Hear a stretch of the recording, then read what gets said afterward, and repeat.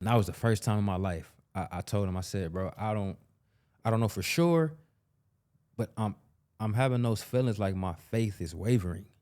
My sis, Jatira White, health and wellness guru.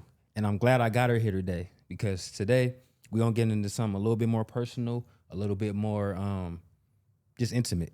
We're gonna talk about a little bit of wellness, health, and depression. So I guess I'll kick it off by saying that I am one of those who has been through depression phases. And I'm not saying I've been in the depths of the depths, but I've been in them spaces where I'm like, yo, like, where's my life going? Yeah. Where am I going? And if I don't know where my life is going, what am I doing? And me growing up in the church, me growing up, believing, having faith in God, my depression did get to a certain point where I could remember, it's probably like, I said about 3 or 4 years ago, I was talking to one of my closest friends I grew up with. He now lives in Chicago.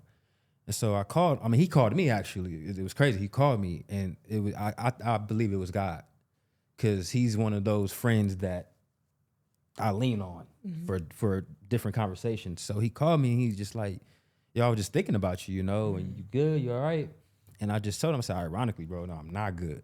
And that was the first time in my life I told him, I said, bro, I don't know for sure, but I'm having those feelings like my faith is wavering for the first time ever in my life. Yeah. And he kind of talked me down, which that's what friends are for. Right. And but that's just kind of an example of where depression kind of took me. Yeah. And it wasn't for a lack of resources or family or friends. I've always had that around me, but it was how you can feel alone even though you're not alone. Yeah. Like you got everybody Yeah. around you. You can call Absolutely. a million people. Yeah. But when you're in your most your intrusive thoughts, Yeah. you're like, man, I feel alone. Why is that?